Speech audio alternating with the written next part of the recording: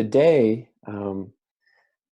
I'm going to be continuing this conversation about what it means to develop this rooted, um, grounded identity as a white person.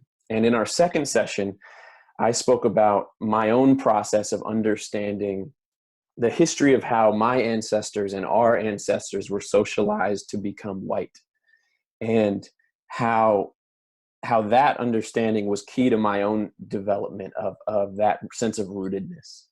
And that history was really powerful to me because it showed me that white supremacy was not inherent or natural, but a historical reality that actually separated me and my ancestors from who we come from and who we were, and separated them from their greatest potential allies in creating a better world. But it was also, in a way, overwhelming and a little depressing because it seemed like such an all-encompassing, massive, almost unbeatable system. And in some ways, whiteness seemed impenetrable. And I know a few of you spoke in the last two sessions about how it created some of those feelings of overwhelm in you and fear that this is just too big and too all-encompassing for us to handle. And so I was dealing with those feelings. And so I started looking for examples of multiracial resistance to this system of racial capitalism. And I began to see that despite the birth of white racial identity in the United States and the continued reconditioning of group after group, that there is this unbroken legacy of white participation in multiracial struggle. And I'm going to talk about some of that history and how no matter if those people were our direct ancestors or not, that we can claim it and carry it forward and use it as our own strength. And so again, this is about, because of the history that I've studied, this specifically connects to the story in the US, but I'm sure there are parallel stories all around. And so throughout the 16 and 1700s, at any given time, thousands of white people were living in and had escaped the colonies to live in tribal communities, and were living in multiracial maroon communities on the outskirts of the North American colonies, seeking a better way of life than the one that the violent colonial system had to offer. And this continued through the Civil War with the Free State of Jones and other autonomous regions where escaped enslaved people and Confederate deserters and their families built communities together and struggled and survived together. And the Reconstruction period following the war involved white and black people writing constitutions together that state constitutions together that guaranteed voting rights and economic rights and the right to public schools. And ending slavery also created the conditions for better labor organizing, because half of the workforce was now not in chains. And so we see also the rise of the Knights of Labor, who were a black and white labor organization that organized tens of thousands of landless farmers to create cross-racial farming cooperatives. And then in the late 1800s, just after this, as we've talked about, the populist brought together poor black and white people to challenge racism and ruling class power, and were winning elections throughout many regions of the country, and particularly the South. And even when their efforts were destroyed by the institutionalization of Jim Crow, parallel efforts began in the North, and there were some early multiracial socialist struggles in the early 1900s. And when the Socialist Party as a whole would not take a firm stance to challenge racism, actually the Communist Party of the US began to do so. And they became increasingly multiracial and began challenging white supremacy as a part of this larger project of uniting and liberating the working class as a whole. And it should be noted that though they weren't perfect, the messages of people like J. Edgar Hoover and Joe McCarthy were wrong about characterizing the Communist Party in the US, particularly in the South in the 30s and 40s, where people were not trying to create some totalitarian state, but they were trying to replace the Jim Crow system with a multiracial democracy. And I will pull up my PowerPoint now.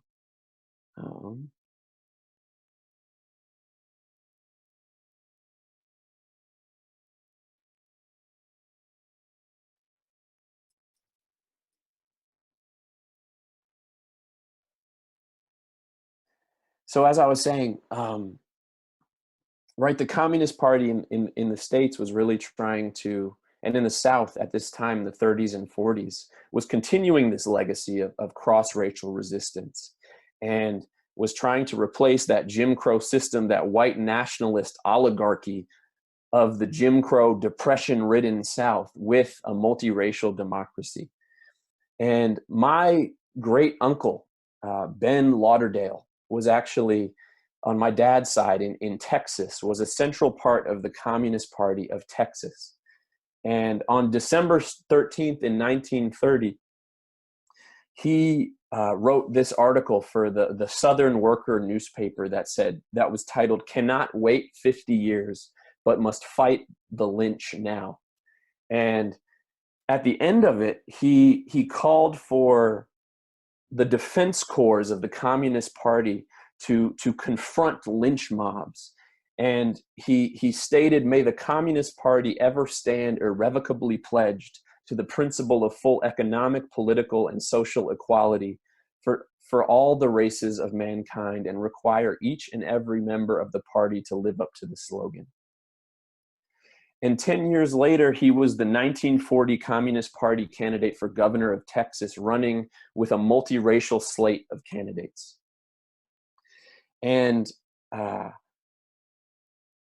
I mentioned, these folks were a Black, white, and Mexican political organization for racial and economic justice that were using solidarity-based organizing to unite the working class. And at the same time, in this 1930s and 40s period, related union organizing efforts were happening all over the country, like the Congress of Industrial Organizations, the CIO, as well as the Southern Tenant Farmers Union. And these anti-racist strains of the labor movement were in many ways the birthplace of the civil rights movement, which is something that we often don't learn. And, the civil rights movement, as many scholars have actually described, what was in a way a multiracial workers movement. And with this same analysis and strategy that we've talked about of bringing people together to challenge discrimination and to fight for economic rights for everyone, and to name the divisive nature of racism that was preventing both of these things. And so examples of this are the March on Washington for Jobs and Freedom, right, in 1963, the 1968 Poor People's Campaign, where indigenous and white and Black working and poor people, as well as Chicano people led by Cesar Chavez, united to try to shut down Washington, D.C. until the government met their demands. And, there was also the Rainbow Coalition in Chicago in 1999, as I mentioned last time, where a similar form of multiracial organizing was happening. And this is a photo of two children at the free breakfast program led by the Black Panthers and that Rainbow Coalition that formed around them. And so last time I spoke about, the most recent 45-year period to now, and the ways in which racial scapegoating was used in our recent modern era to fuel a corporate takeover of US democracy. But what we've got to realize too is that, that corporate counter-revolution was a counter-revolution to this long legacy of multiracial struggle for a better world. And so looking back to that legacy can actually give us a lot of political direction today. And in 1945, as I said, my Uncle Ben ran for governor under the Communist Party of Texas in 1940. But in 1945, as McCarthyism was rising, they didn't run candidates, but they still put out a platform. And I've taken 3 quotes from this platform that I think are representative of this legacy as a whole, and this legacy of centuries of multiracial organizing as a whole, and can offer us principles of solidarity-based organizing that can help us handle a lot of the polarization in our society today. And by offering us a way of talking about these issues, whether it's in our families, within organizing efforts, within our communities, or within even political campaigns. And the first quote, and highlighting this first principle, is, "The Negro people in Texas live in a concentration camp of oppression, terror, and intimidation. Economically, they are at the bottom of the ladder. Politically, they are denied their rights. Socially, they are segregated and Jim Crowed." So unlike a lot of people on the left throughout history, the thing I want to highlight here is always forefronting the reality of racism in our messaging, never sacrificing that because you think it'll push white people away. And party leaders, right? They forefronted this messaging. They also forefronted racial justice specific demands, and often, didn't tolerate any type of overtly racist behavior from members, and even sometimes enrolled party members in racial justice education programs. And we're talking in the 1930s and 1940s. And, and they knew that the pathway to this learning and growth for these white comrades, right, was not through some sort of guilt trip, but was by illustrating that the racist lies that they had been taught were meant to prevent them from seeing the real causes of their suffering. And so they showed them their stake in this struggle. And the second quote is, "Today, as the workers, the farmers, the small businessmen of Texas are faced with a brutal attack on their living standards by big business, the agents of monopoly capital are agitating the white people for a civil war against the Negro people in order to divert them from a united struggle against monopoly capital." And so this phrase, "show them the trick," is actually a phrase from activist and Reverend William Barber of North Carolina, who some of you may know. And what it means is illustrating to white folks how they are being pitted against people of color for their own demise, and highlighting and illustrating the connection between white supremacy and the corporate domination of all working people, of the entire 99%. And notice also how this messaging doesn't label the masses of working class white people as the root of all evil, but it instead gives them a message that can lead to behavior change. And last is inspiring with the message of shared liberation. And so they wrote, "The white workers will have long hours and poor pay until the Negro people are free." So constantly reiterating that message that we need each other, right? That message that Fannie Lou Hamer, an activist a little later, articulated so when she said, "Nobody is free until everybody is free." And one of the most central members of the Communist Party during this entire era was a man named William Patterson. And he was a lawyer who wrote a lot about political strategy, and who defended many persecuted activists and people of color. At the beginning of his career, he defended the Scottsboro Boys, who were a group of Black children who were falsely accused and put on death row for assaulting a white woman. And he successfully defended them, along with a movement run by the Communist Party. And he also contributed to the defense at the end of his career of Angela Davis when she was being persecuted in the early 70s.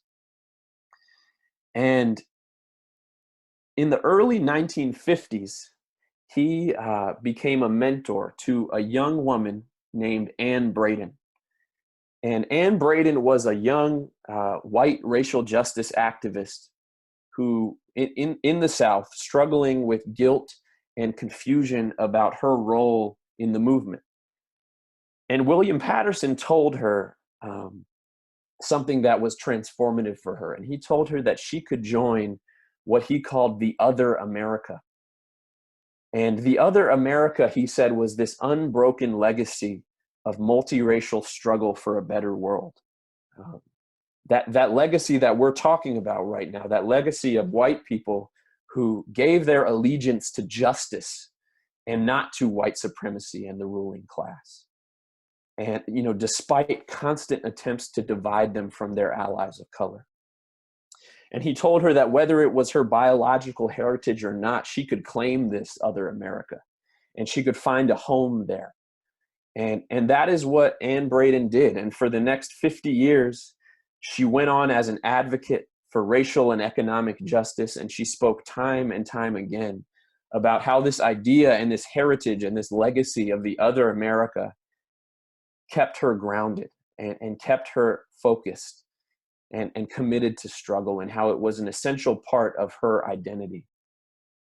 And so as we all look at that idea of developing, what does it mean to develop a rooted anti-racist identity as white people? What does it mean to develop that radical white identity that can keep us out of shame and can keep us out of confusion and guilt, and focused and connected to ancestors and connected to a heritage that is positive and life-giving? As we try to do that, I encourage us to keep this idea of the other America close and to draw on it, to find political and emotional strength that we need and that we can gather to face the challenges that are in front of us today.